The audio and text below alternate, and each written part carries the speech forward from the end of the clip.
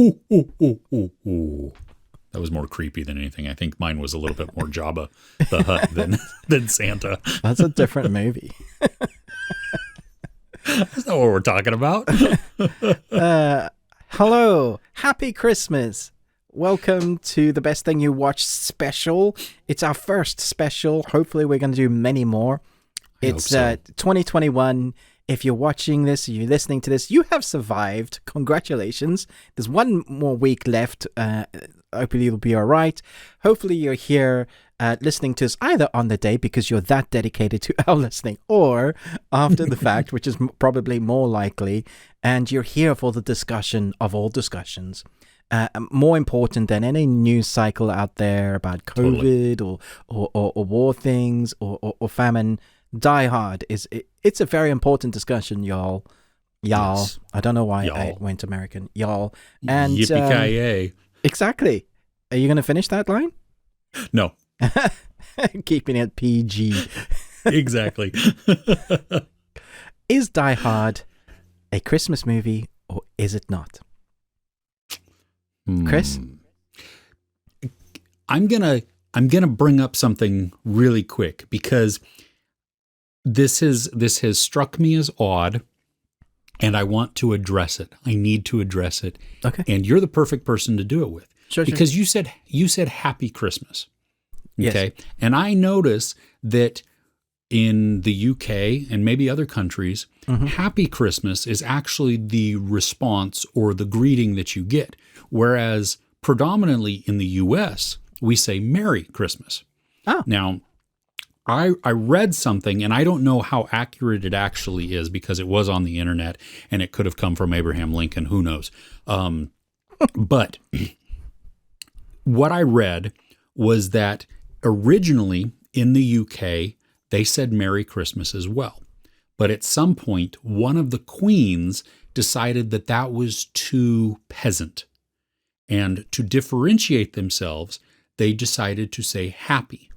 And so Happy Christmas then became the more posh way of saying it. And those of us in the rabble-rousing, rebels who absconded and left the country and went across the pond and started our own mess, we then, the lower class, continue to say Merry. So does that sound right? Is that yeah? Am I correct in saying? I would say you guys are definitely lower class, and this is how I drink. That's not what I was asking. Is that what you're saying? Oh, sorry. That's what I thought you were saying, Chris. Isn't that what you're saying? Yeah. Oh, Ruben has insulted the entire country. Insulted everyone. Good start. That's the first I've heard of it, but it wouldn't surprise me if the monarchy did that at some point because we do drink IT with the. Yes. Let's. Yeah. But see, I have my sword in the stone cup here, which I don't. Nice. It's not focused at all, which I know is Disney, but come on, Minecraft, it is British. Yeah, okay. Oh, there you go. Nice. Right on. Well, cheers. Cheerio. Cheers, everybody. Is that eggnog? Oh, no, it's actually tea. And it's not even Earl Grey tea. It's Lady Grey tea, which I actually prefer over Earl Grey. I've never even heard of fruity. Lady Grey. Oh, it's delicious. I love it. It's my go-to. I will do English breakfast. Wow, English. Talking is hard. I will do English breakfast. I will also do Irish breakfast. Both of those are wonderful as well. I sometimes forget that I have the tea bag in there, and then they become almost undrinkable because they're too strong. And doing that with green tea is dangerous. Oh, yeah. I had this special green tea that I got from Chinatown in San Francisco.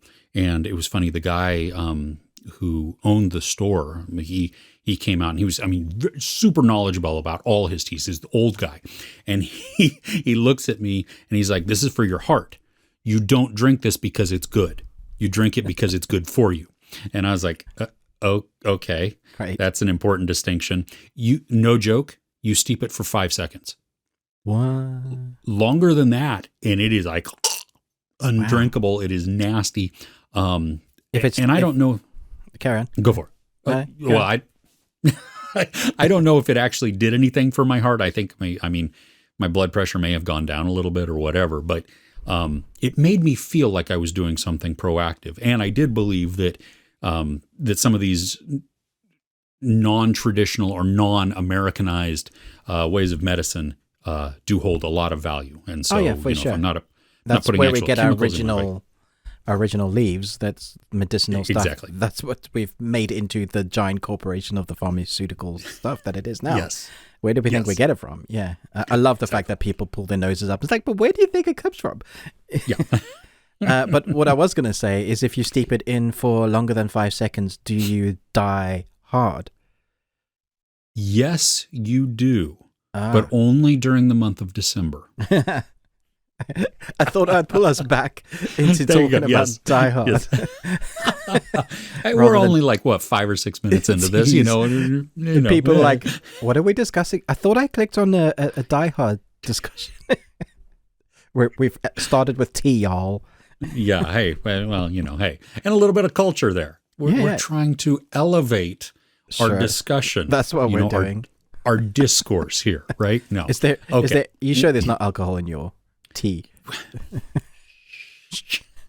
Just like my high school Spanish teacher, we all thought it was coffee and we know it was whiskey. Yeah. The longer the day went on, he got more entertaining. So, Brilliant. yes. Nice. Okay.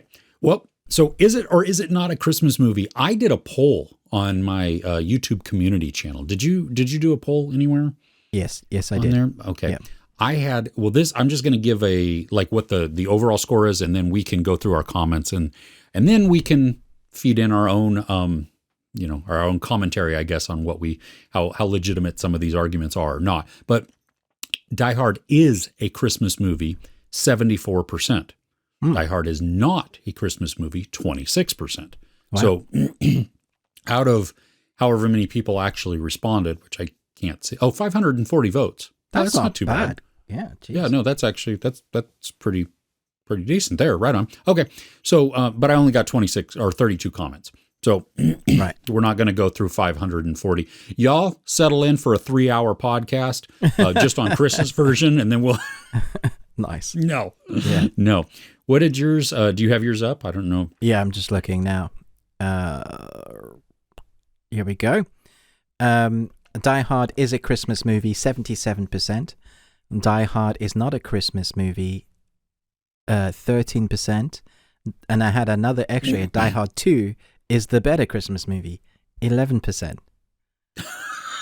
Which is that throws a complication into it. yeah, on 150 votes. So, and that was on YouTube. I also asked a few people on Facebook. Oh, I think I did too. So one of the replies was, "I'm voting on this while wearing a Christmas sweater with the writing, 'Now I've got a machine gun.' Ho ho ho." That was Stramurto, which I guess tells us where he stands. Nice. And Mr. Matchbox says, if it takes place in Christmas, then it's a Christmas movie. No exceptions. Okay, so we know where he stands. I see. Let's see here. This is that's really long. But suffice to say, Die Hard isn't a Christmas film. It has become synonymous with Christmas, but this does not make it a Christmas film. Okay. And then he lists a whole bunch. Does he list reasons? This is an essay. I appreciate his commitment to his full answer. Okay. And he says at the end of the day, I love Die Hard. It's his 7th favorite movie of all time. Okay. Wow. So that, I mean, at least this is not somebody who's just flippant with it. But yes. Okay. There you go. Okay. So Paul Hodson on my Facebook post says, not a Christmas movie, the Christmas movie. Well done, Paul. Victoria Gates says, nope. Okay, cool. Plain and simple. Yeah, my sister responded with, of course it is. Yes. Yeah, Brad. Hard to argue with that. Yeah. Brad Schechter says yes. My brother says, Die Hard 2 is, so he didn't say anything about 1. And then he said Gremlins is better. Just throwing a spanner in the works there. Thanks, bro. It's a different movie. I'll give you that. Yeah. Okay, so to put all this into context, because we've got a lot of information here, I think we need to start from the standpoint of what actually makes a Christmas movie a Christmas movie. What do you think, Chris? Well, that is a curious question also. Yes. Okay, so I've got a thing here from realtorealmovies.com, and they've come up with some reasons of what they think. Okay. What has to be. So 1, the film must primarily be set during Christmas season. The vast majority of great Christmas movies have their own climax on Christmas Eve, but any time in the stretch from post-Thanksgiving until New Year's qualifies. The key word here is primarily. A film that only has one scene at the holidays, such as Toy Story or several Harry Potter movies, does not meet this qualification. No matter what the Freeform network tries to tell you. And then they list the classic It's a Wonderful Life sneaks in because although large parts of the movie are non-Christmas flashbacks, the framing sequence and the entirety of the film's action take place on Christmas Eve. Okay, so I'll go to their point 2. The film must include traditional Christmas figures in a prominent role. These figures include, but are not limited to, Jesus. Remember him? Yeah, okay. Santa Claus, Rudolph, Frosty, Krampus. The figure does not necessarily have to be the protagonist to qualify, but must feature in a large way. In Ernest Saves Christmas, Santa is a supporting character, whereas in Christmas Eve on Sesame Street, it never appears on screen. But as the story is about the Big Bird's quest to discover how Santa enters a home with no chimney, it still meets the requirement. Point 3. A film must feature one of the traditional Christmas themes, such as love, hope, generosity, faith, redemption, family, or fear. Yes, fear. What did you think that the line in the song about scary ghost stories is just a throwaway? Before Halloween grew into the holiday, it is today. Scary stories were a Christmas tradition. It is no coincidence that most retold Christmas stories of all time is about 4 ghosts trying to scare a miser straight. This is also the reason horror movies such as Silent Night, Deadly Night are acceptable as Christmas films, if you're into that sort of thing. So that's their requirements, and then they have a lot of other blurb to talk about. But so it has to tick all 3 of those. I think so. Yeah, the film must primarily be set during the Christmas season. The film must include traditional Christmas figures. A film must feature one of the traditional Christmas themes, such as love, hope, generosity, faith, redemption, family, or fear. On these 3, I would say yes. Die Hard still qualifies, and there are reasons why. Well, I'm trying to. I agree on 1 and 3, but what about 2? I mean, it does take place during. I mean, obviously, it's taking place during Christmas time because there's a Christmas party going on. There is a Santa hat at some point. Is there? Yeah. So I watched Die Hard recently in prep for this, and I marked down a few time codes because I know there's going to be people that be like, "What are you talking about? This, it's not." Here we go. At 3 minutes 58, just as we start. No, wait. Let's go back even further. It's set at Christmas, and that's the first time Christmas is even mentioned is 1 minute 45 minute mark, and the dialogue line is "Have a very Merry Christmas." At 3 minutes 58, Ebenezer Scrooge, Molly is talking about her boss or someone on the plane that's an Ebenezer Scrooge. So that's a direct mention of a big Christmas character. 7 minutes 58 is Christmas music. 10 minutes 15. Run DMC there. Right there. Yes. 10 minutes 15, John whistles Jingle Bells. 11:57, Merry Christmas with a kiss on the cheek. The bad guys arrive. Some of the score that they arrive to is Christmas music. So that's just the first 15 minutes, and it just continues. So okay. Yep. Okay. Then yes, I would say satisfying that. Okay. Perfect. hard to argue with that. I mean, well, and well, so let me scroll through about any of these that say it's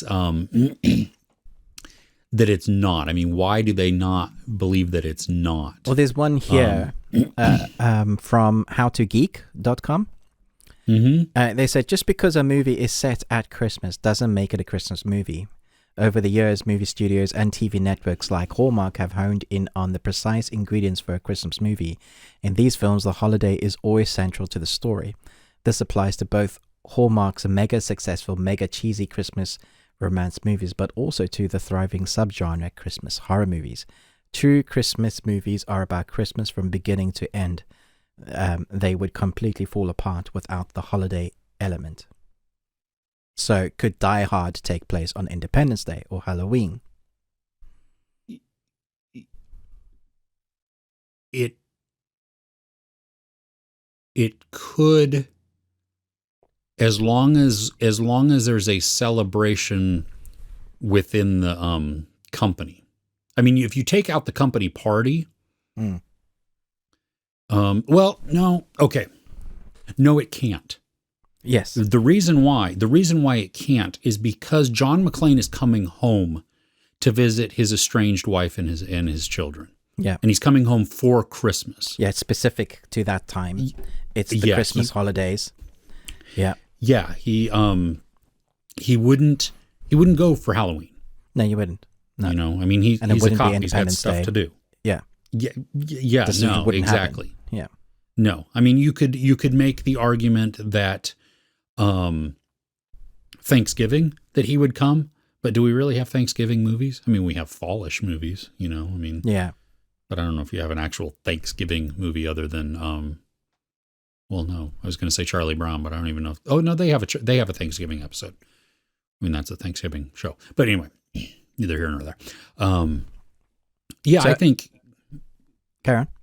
No, never mind. I don't know where I was going. I was just going to continue playing the, what do you call the antagonist? Okay, Devil's Advocate. Devil's Advocate. Thank you. That's yes. Much better. We hadn't intended it to be a Christmas movie, but the joy that came from it was what turned into a Christmas movie, he said. Bruce Willis shared his thoughts in 2018, saying categorically, Die Hard is not a Christmas movie. It's a goddamn Bruce Willis movie. Well, going back to our conversations a couple of weeks ago about Bruce Willis and his movie choices lately, I don't even know what makes a Bruce Willis movie anymore. So straight to DVD, perhaps? That's what. Yeah, exactly. Not that I'm bitter at all. Cosmic Sin. What? Oh yeah, gosh. No. No, but I mean, I think some of it, go back to some of the themes. I mean, that's really, you know, you talked about redemption, family, fear, even these all play a really big part in this movie. Yeah. And think about because we had talked about last week with Spider-Man No Way Home, redemption. Think about redemption in this one, because not only do you have like that redemptive arc between John and his wife, but Al as the cop, that redemption story right there. And I think that might be the more powerful or more impacting one. Yeah, that's a great redemption story. I really like that character. Yeah, because, you know, he talks about how he rides the desk now and he pulled his gun and he didn't. I mean, he has all of this regret. And at the end, though, he does what he needs to do to protect everybody.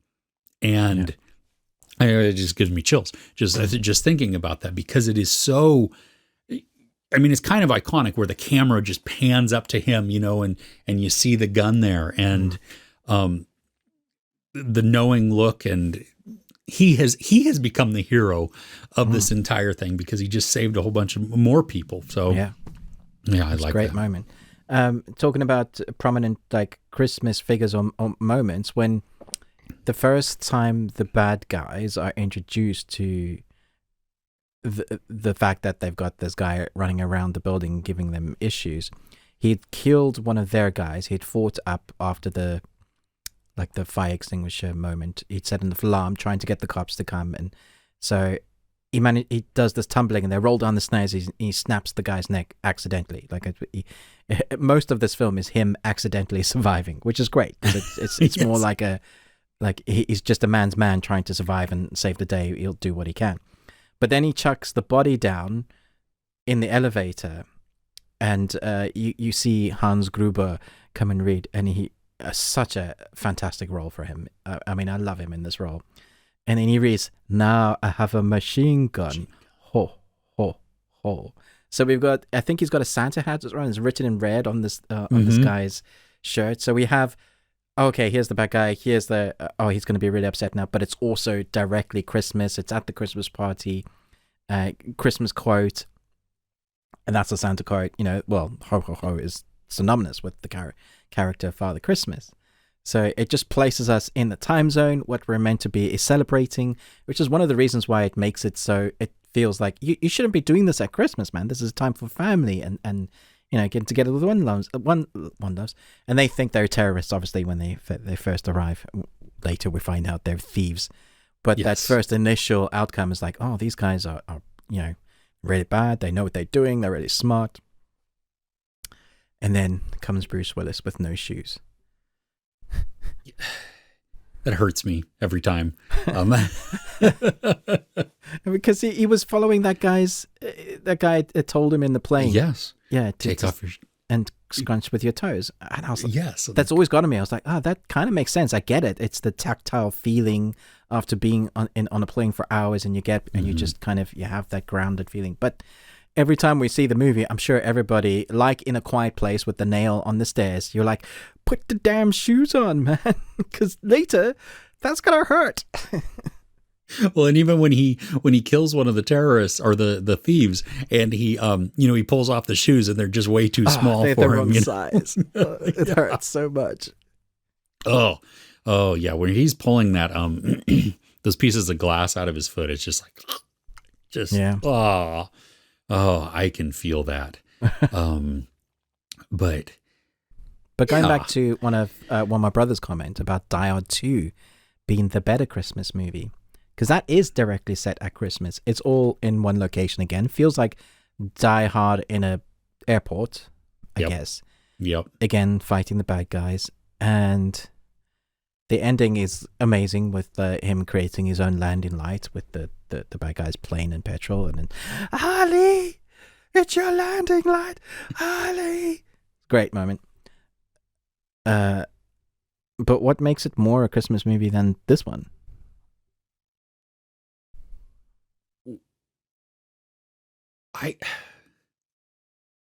Generally the same film, really. It really is. I don't know if there's any I mean, I'm trying to think back to even like the score or some of the music that's played within there. I don't know if there's any Christmas music. I'm sure there is a little bit. I mean, you have at the end where the cop tears up the parking ticket. You know, he goes, it's Christmas. Yeah, it's Christmas. You know? Yeah. But I mean, in this one, you know, you have Holly coming home, right? Yeah. To see them. Is that, because they've... Their relationship is always the driving force of you wanting them to sort their issues out, and they never are quite able. So we meet them at a point where they're trying, and I think the second one is they're in a little bit of better place, but yes, they still have issues to deal with. Yeah. Well, and she even says, you know, why does this always happen? Something to the effect of, why is this always happening to, you know, at Christmas time, or, you know, something like that. I mean, I think some of this too is the feeling that it brings to people, you know, that when they're watching it. I mean, so you definitely have the argument that it is set in the Christmas time. You know, it's in December, it's at a Christmas party when this happens. But I think people now, they look at it maybe as a little bit of just this absurdist joy, you know, that you get to watch some craziness that goes on during Christmas. And it's not your Hallmark movie. It's not that schmaltzy. and kind of just, play by numbers. I mean, I think now if you were to look at a whole bunch of action movies, it probably does just follow it's a very similar formula. But I think a lot of it is let me speak for me. Why it resonates with me is because it is some nostalgia, that it is, this is one of those that it resonates with me more during Christmas time, that it's like, ooh, yes, I want to sit down and I want to watch this because that's when I've probably watched it most. Do I always think about it as a Christmas movie? Probably not, but it's hard to ignore that. You have Christmas in Hollis playing in the limo as they, as part of the score or the soundtrack as they drive along. You've got Argyle, the limo driver who, he wants to go to a Christmas party, but he's waiting for his girl. He's got that big bear or whatever. I mean, just these different types of things. So it does, each little moment within there reminds me of Christmas time, but in a completely different way. Like, I don't think about this movie the same way, or even enter into it the same way. Like if I sit down to watch White Christmas, which I absolutely adore that movie. Yeah. But it's a whole different feeling when I go to that. Yeah. And so this one is, it's an action-packed movie that is also with Christmas as its backdrop, I guess, which is also, I think, when I think about, because one of my arguments before you read the checklist there was, I think for the people that say that this is just an action movie that takes place during Christmas time, so that doesn't make it a Christmas movie. Then I would argue that Home Alone is not a Christmas movie, if you use that same argument. Yeah. But now, I mean, you hear that. Did you hear that noise? Yeah. Oh, wow. That was my computer making some very loud, weird noise. So if everybody else got to hear that. Slamming. Wow. Well, there you go. Anyway. So, I mean, I think, people, let's see, I'm scrolling through some of the comments here, I mean, absolutely, it's a Christmas film. It takes place during Christmas. Batman Returns is a Christmas film too. It's okay. I mean, it's clearly a Christmas movie. It has Christmas trees, decorations. What more do people want? John McClane dressed as Santa shooting the bad guys before they will accept it as one. LOL. It's not Christmas until I watch Hans Gruber fall off of Nakatomi Plaza. Brilliant. Yes, outstanding. Well, Joe Movies has 9 reasons why Die Hard is the greatest Christmas film of all time. And we've covered much of them, but much like Joseph and Mary, John McClane was a wary traveler, which is the first reason, which I think is genius. What a way to look at it. What's the worst thing that could happen? Cue all Die Hard fans saying in unison, "Shoot the glass." Yes. Oh my gosh. The pain. Yeah. The film is the perfect reflection of a Christmas party. The film takes place on Christmas Eve as all the employees at the Nakatomi Plaza unwind with a few festive drinks and a well-earned party following a tough financial year. We're fairly sure that this type of rampant excess drug taking and casual sexism would never be allowed to occur in the Irish financial system. Cough. Okay, they're joking. Yeah, obviously it happens. The Christmas party, though, is a million times rowdier and louder than most office shindigs because the exceptional thieves, Hans Gruber, has crashed the festivities in pursuit of the 460 million. Oh, it was a lot. Oh, sorry, 640 million in bearer bonds lying in the vault.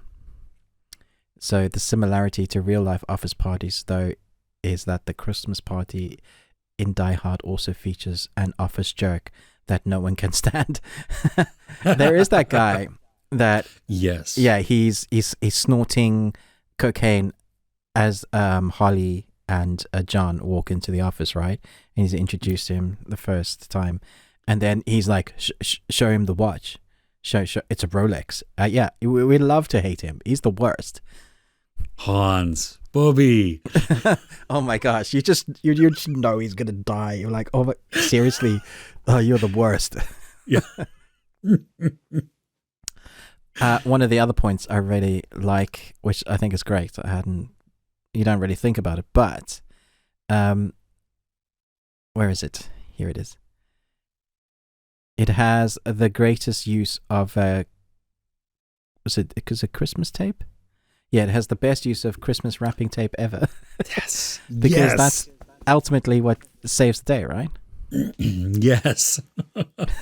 Because it's that where he's, taped to the back, and you're just like, oh, has he got a gun in the back? Please tell me what else is he going to do? And I think he has one shot left or something. Yeah, one bullet left. One bullet, yeah. And that's the moment. Yeah. Such a great moment. Well, and is Hans Gruber the Grinch? Yes. In fact, that's one of the other points in this. Is it seriously? Well, it's not. It says, I'll be accurate before I'm quoted wrong. Hans Gruber is a greater Christmas villain than the Grinch. That's what it says. Oh, okay. There isn't enough superlatives or a film journalist that's talented enough to describe the sheer levels of brilliance that Alan Rickman brought to this character. But he is totally the Grinch. He hates Christmas. Yes, and he comes and he steals all the presents. The money, he ruins the Christmas party, and his heart just doesn't get to grow 3 sizes that day. Someone needs to do an edit with him as the Grinch. I think that'd be amazing. Oh, that would be funny, yeah. You're the cruel one, Mr. Grinch. Yeah. Can't wait. That'd be great. Oh. And obviously has spawned one of the greatest yippee-ki-yay mother truckers. And the other one that we can't forget, where he's in the vent. Come out to the coast.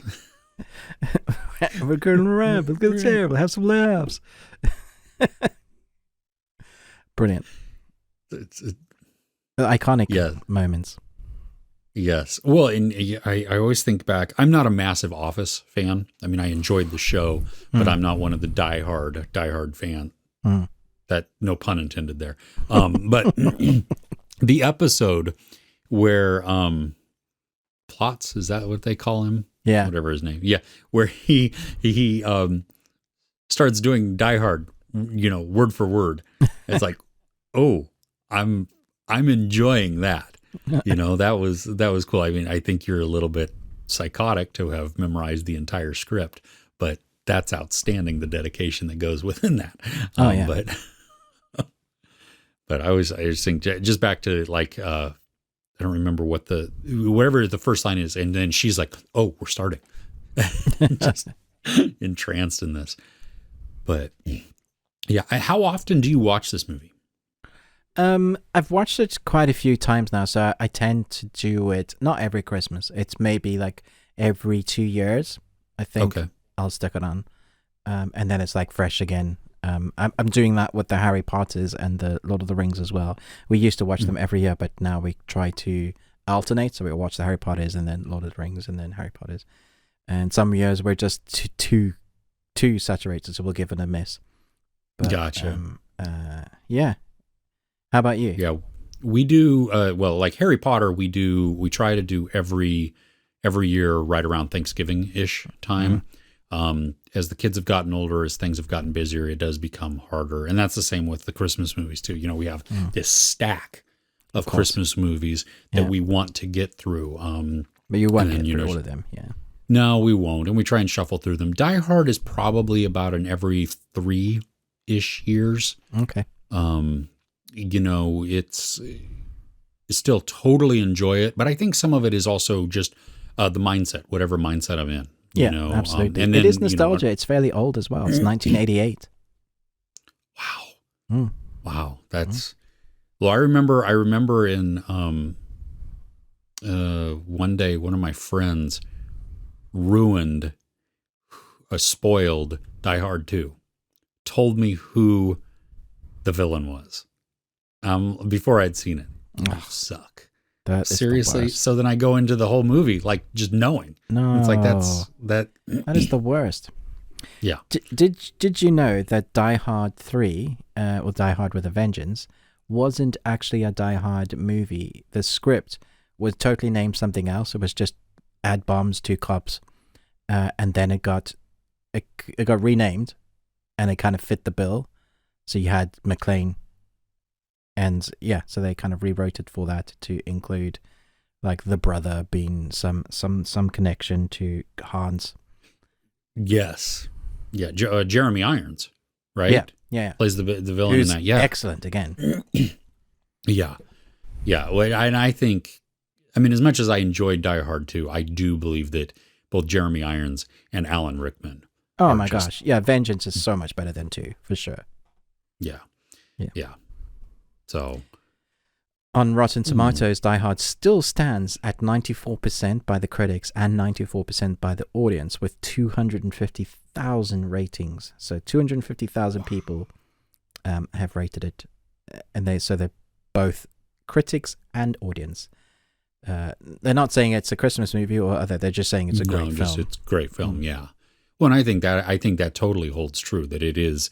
I mean, it's very enjoyable, and it is really rewatchable and then quotable through different portions of that, and I think it always goes back to resonating with you. Where were you, or what memories do you have of watching it, or what new memories have you created while you're watching it? I mean, I remember watching it with the kids, as they got old enough to see it, and and then having that discussion. Is it a Christmas movie? Well, yeah, it is, because this is why we think it's a Christmas movie, and so then it's like, well, yeah, we can watch it during Christmas. And, the first was like, why would we watch this during Christmas? Watch. You just wait and see. You'll see. It's a Christmas movie. And you got this. And what do you think about Die Hard 4.0 and Die Hard A Good Day to Die Hard? One of those I don't think I've seen.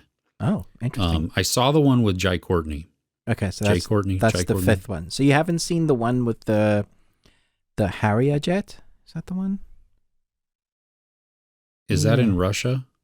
Or Jai Courtney's the one in Russia? No, right? Jai Courtney is the one in Russia. I don't think I've seen number 4 then. It's directed by Len Wiseman, who's actually a really good director. Yeah. He did Underworld. Yeah. Yeah. Huh. Yeah, I don't know if I've seen it. It's got some really great action sequences. It's a pity because it doesn't feel like Die Hard anymore. Okay. I think the third one only worked because they had a banter, like a buddy cop vengeance. But as soon as you take it out of a contained space, it doesn't feel like Die Hard anymore.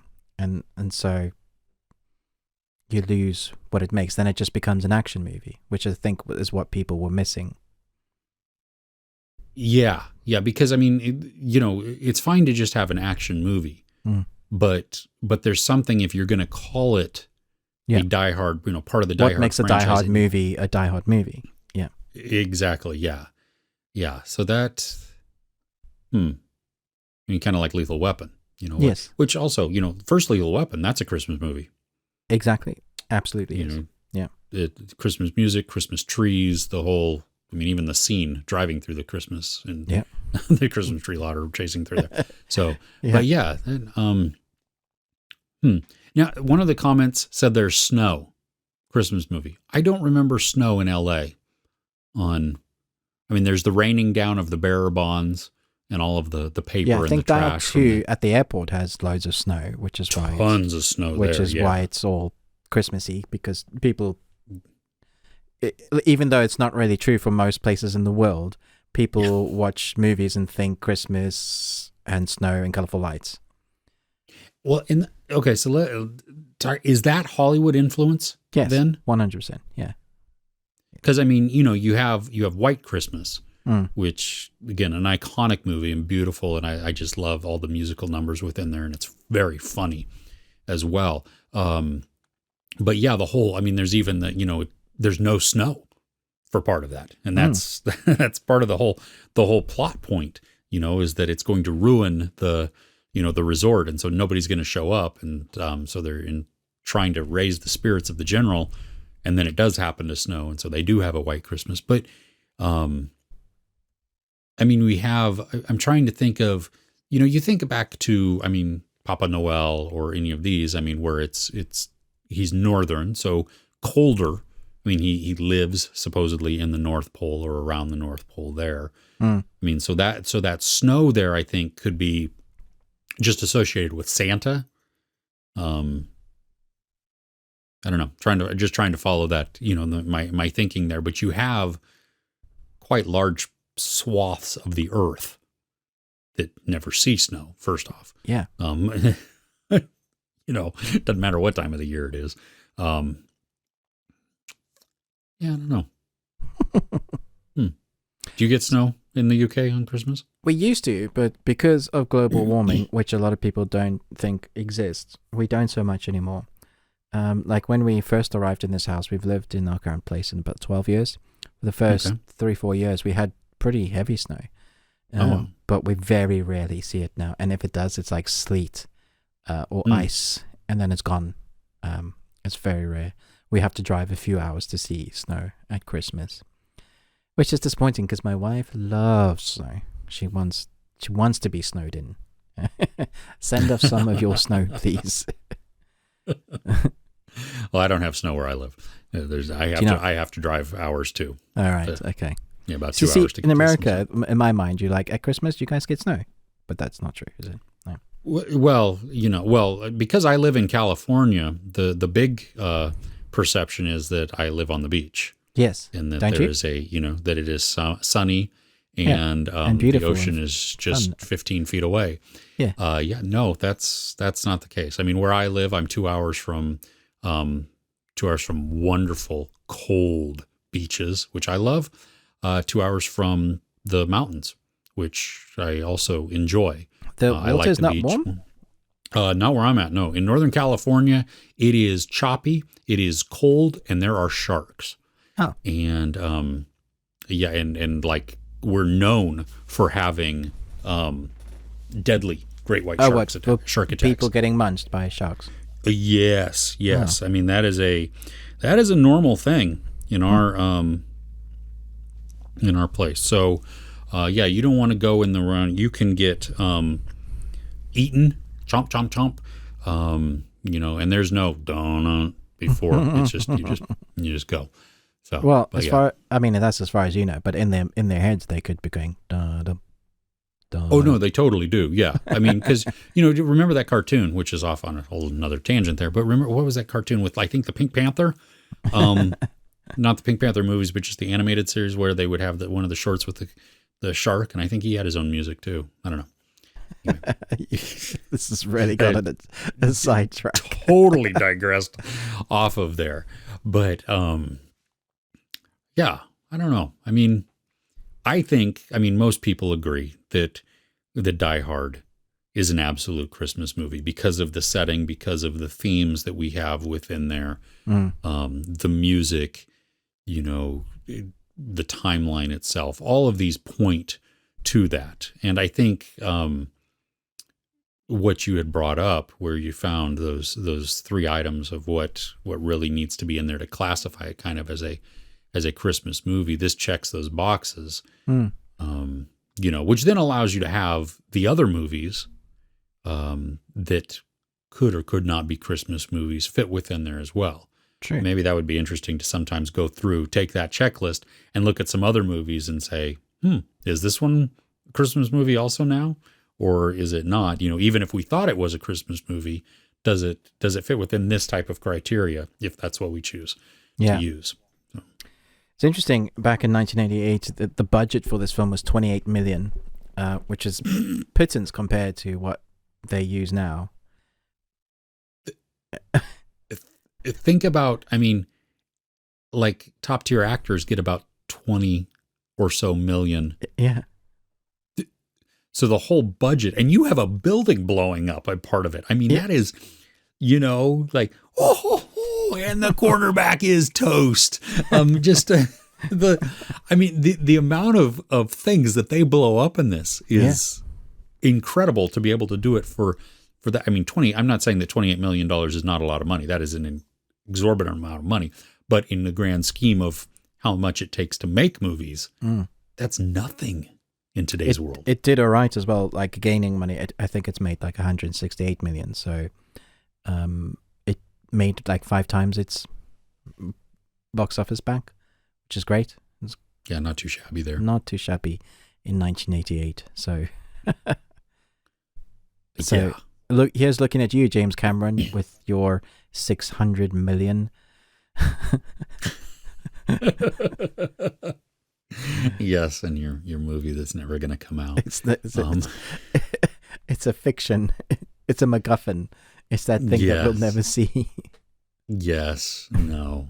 Oh, goodness. I do wonder if we'll ever see a reboot. There's a question.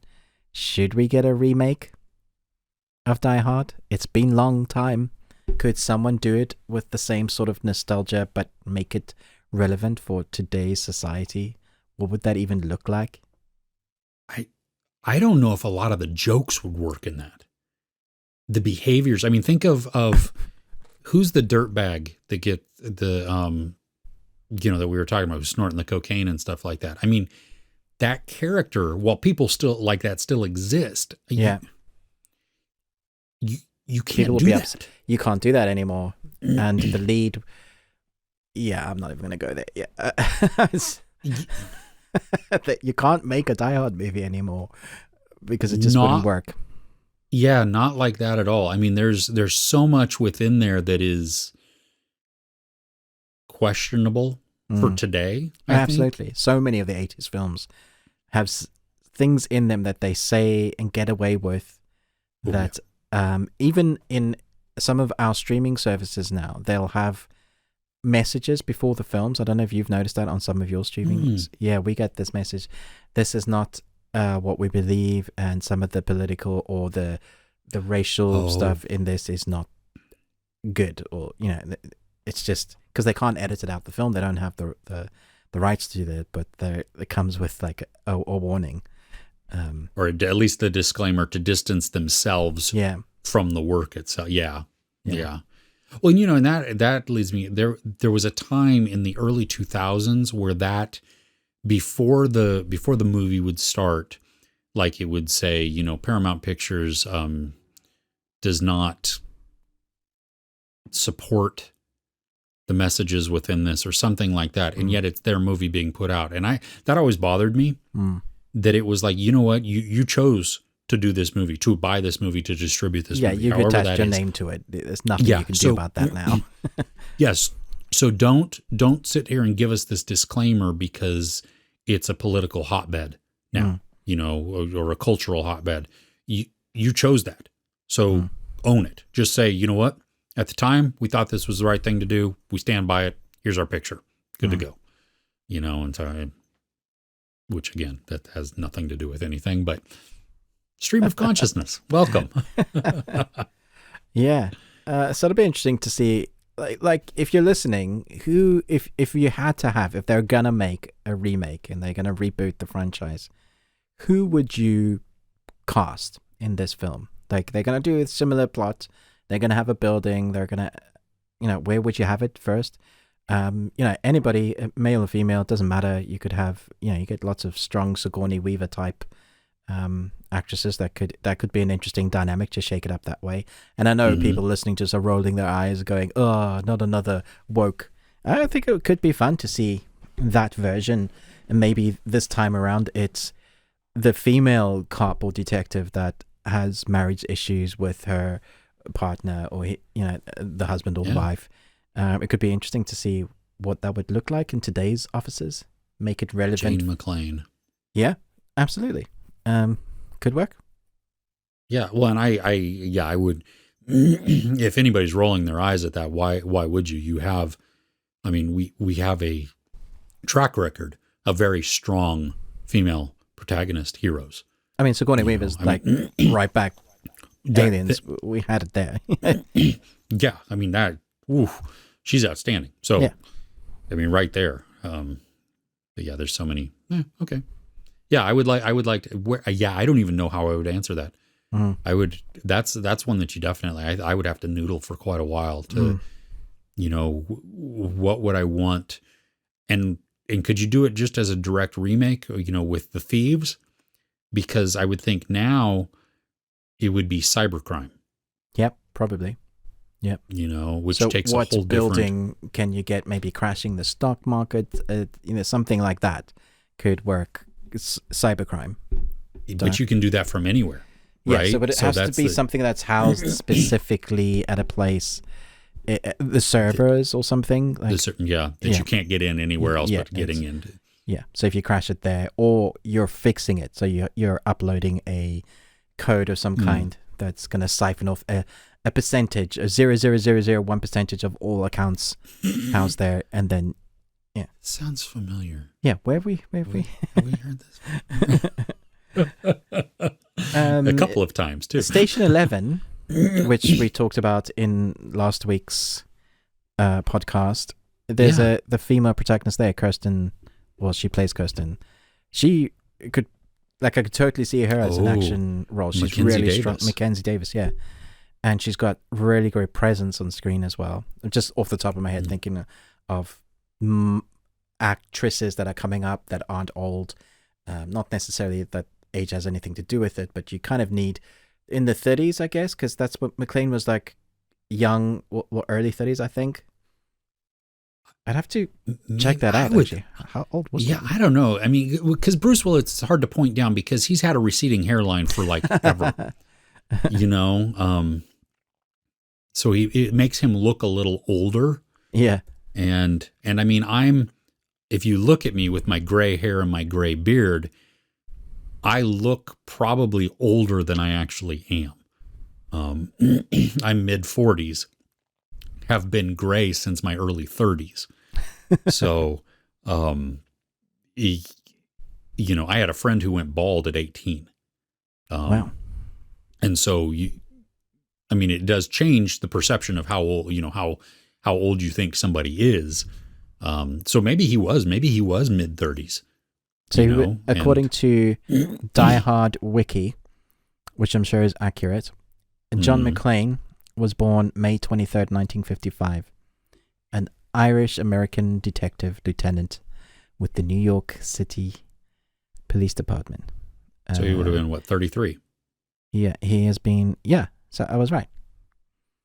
Good call. Yeah, in his early 30s. So, so you got to think about actors or actresses in that age demographic. But I guess, like you said, it doesn't really matter because you can never quite tell with some actors. What I've noticed with African American actors, they have, like, for the most part, this youthful look, and even like Denzel, has aged beautifully. Dijon, how do you pronounce it? Monsu. He looks like younger every time I see him. Yeah. Well, and you know what? I mean, it shocked me. I found out Michael Keaton is like 70. What? That was my response. Wait, what? Well, I suppose because he was, the original Batman. Well, not original, but the Tim Burton Batmans. Yeah. So, wow. Yeah. But you look at him. I mean, I don't even consider him to be. It was shocked me he was that old. So you have a lot of these actors who, and actresses. I put that all within the actor category. That, I mean, they, kicking butt, way better shape than I am. What about a Die Hard series? Because that could be different. Would that work as a series? Would you? No. A limited series stuck in a building, like 6 episodes. I don't know that TV works for Die Hard. I don't know if that does either. I don't know. Is that interesting enough? Because you figure, okay, so go limited series. Let's say 6 episodes, 4 episodes. 4 episodes. I mean, a 4-hour Die Hard. Do we want that? Yeah. How long can you string that along? Yeah, I think I would get annoyed. Or how believable is your character going to continually getting beaten up and blown up? Well, and you have to at least at that point break off to side characters and to things that are going on also, which then reduces the urgency of what's going on. You kind of need to follow. Yeah, I don't think it works. Let's not do that. Yeah, yeah. Maybe, anybody that's listening, don't do that. Maybe a play, theater production of Die Hard. Oh my gosh, there probably is one. I bet you it's been. Oh, there done. probably is. Some off kindergarten school has gone, Dad, I want to do this, and they got to pass the board, and then you have some little 9-year-old, yippee-ki-yay, mother truckers.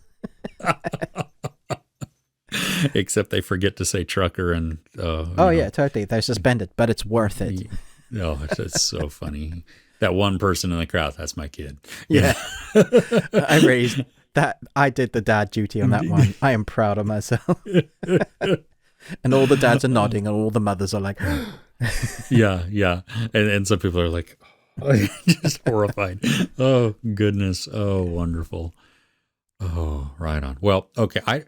So did we give whether or not we believe the movie is, regardless of what John McTiernan said? I mean, John McTiernan says that you had quoted him before, like, we hadn't intended it to be a Christmas movie, but the joy that came from what it is what, or from what, let me start over so I quote him correctly. We hadn't intended it to be a Christmas movie, but the joy that came from it is what turned it into a Christmas movie. So McTiernan does believe that it is, at least now, a Christmas movie. So the creator believes it is a Christmas movie. Yes. Okay. I believe it is a Christmas movie also. Excellent. Oh, well, I think it's not. I actually think it's one of the worst films I've ever seen. I like talking about it because people just get angry, and I just say, you're wrong. It isn't a Christmas movie. I don't know what you guys are talking about. Pushing the buttons there. Just tweaking everybody off. I mean, what? No, what? Of course, it's one of my go-to films. Of course, I think it's a Christmas movie. I only watch it at Christmas, actually. So, yeah, that's the only time I watch it now. Also, is during Christmas time. That's, yeah. All right. Well, do we want to briefly touch on some of the things that we're looking forward to this coming week? Sure. Yeah. Okay. Let's do it. I think probably for me the biggest one is this little series, season 4 of Cobra Kai. Yeah. So I've seen it, but I can't say anything about it. Oh, I haven't started binging it yet. And I really want to. But it's not worth me being blacklisted by Netflix. So I'm not gonna. Yeah. Well, there's cool. A couple of movies coming out, or series maybe. There's what is it? The Harlan Coben series on Netflix. Stay Close.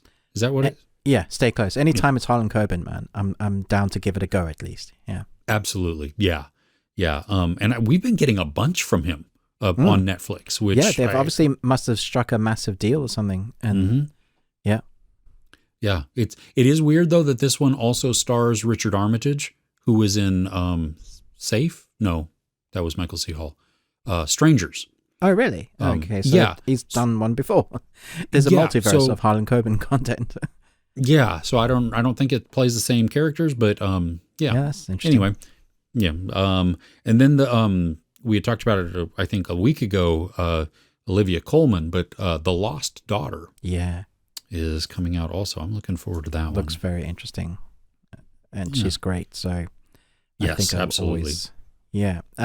There's one called. It's a mockumentary called Death to 2021, which I'm just interested to see because it's retrospective, it's talking heads, it's interviews, but with like fairly popular celebrities, just kind of gathering footage of what has happened in 2021.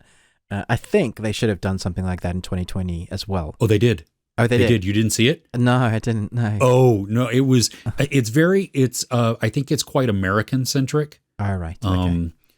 But what was funny about that is that you have some British comedians and British celebrities commenting on that. Oh, really? And that's what, I mean, for me, who could laugh about it, I thought it was hilarious. It didn't resonate, I think, as well with some American audiences. Right. But for me, I thought it was brilliant, and I thought spot on. Like you're making fun of our idiocy, which it needs to be. So please, yes, thank you for pointing that out. So yeah, I can't wait to see this one too. And just to mention, as we're coming up to the end of the year, there's some really cool stuff coming at like near the beginning. I think the first 3-4 months of 2022, we've got Dota Dragon's Blood. I believe that's in January sometime, the second season. I think early within the first 3 months is Resident Evil, the live action series, as well as The Sandman. I heard that's early. Bridgerton, doesn't matter really if you liked it or not. That hit Netflix with a storm that had huge numbers. That was a big series, so that is coming very soon. And there's a number of other titles like I've got The Umbrella Academy season 3. Oh, is it really? Okay, well, and I've got we'll be talking about this more, but Ozark also comes in the final season, but they're splitting it up like they did with Money Heist. They're splitting it up into 2 parts. And I'm gonna put this in here. I don't know if it's gonna focus. Let me see here. There we go. So you can see how it is. Amazing. Okay, so this book it's Words of Wisdom by everyone's favorite criminal, Ruth Langmore, from the hit Netflix series Ozark. And it's like, it truly is like little words of wisdom. I mean, it's, there's very short chapters. I read it in her voice. Amazing. How can you not? Because yeah, she's my favorite character out of that amazing. series. Yeah, so, she's amazing. Yeah. There's times in the first 3 seasons where I really thought she was going to die. And I was just like, I don't know if I want to watch it if she's not in it, because she's so fun to watch. Yeah. And absolutely. I think she's the fantastic underdog character. Like, you're rooting for her to get better, to not make stupid decisions, and to be given the opportunity to do well, also to not do anything more that's going to get you in trouble with drug dealers. You know? Yes.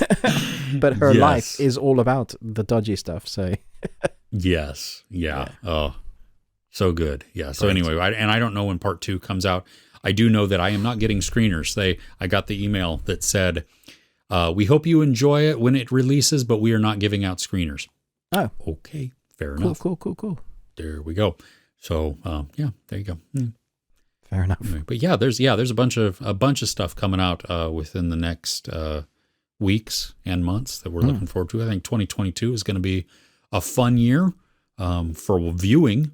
At least we have no idea what else, but that's okay. Well, it's all we care about here. What did we watch, and was it good? Exactly. Oh, well, I hope you enjoyed this. Happy Christmas. I hope you have a great New Year's. I think we will do a New Year's one. Lands on New Year's as well, I believe. Yeah, because it's a week from now. So yes, we'll be doing some interesting I guess rankings of films. I believe we talked about our worst top 10, which we've done the first half of, right? Yes, we did that. Yeah, so this will really be doing the second half of 2021, which will be a lot of fun. So if you're looking forward to that, then we'll put that out soon once we've planned it in properly. Yes. All right. Well, hey, Merry Christmas, Happy Christmas. Feliz Navidad. However else Happy you Hanukkah? may or may not say that. When is Hanukkah? I don't. Yeah. I think Hanukkah's already passed. Okay. Well, I hope you had a happy Hanukkah. Yes. The 8 days of Hanukkah. Yes, there is Kwanzaa also, but I don't. I'm not aware of when that falls.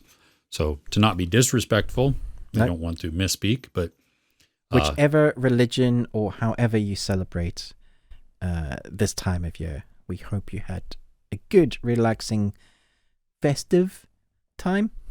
Yes. Yes. Lots of beverages and food, whatever that entails. Yes. And good times, and yes, definitely relaxation. All right. Cool. Well, thank you. Thank you for joining us. We appreciate it. You can always like, share, subscribe. Ruben with the Ruby Tuesday. Me, I'm Chris with Movies and Munchies. You can also always tune in to this just on the podcast if you just want to listen to audio on the go. We're on Spotify. We're on Apple Podcasts, Google Podcasts, Stitcher, anywhere and everywhere that you might happen to listen. Please rate and review us there as well. Tell your friends, and we will catch you all at the very beginning of 2022. Take care. Bye.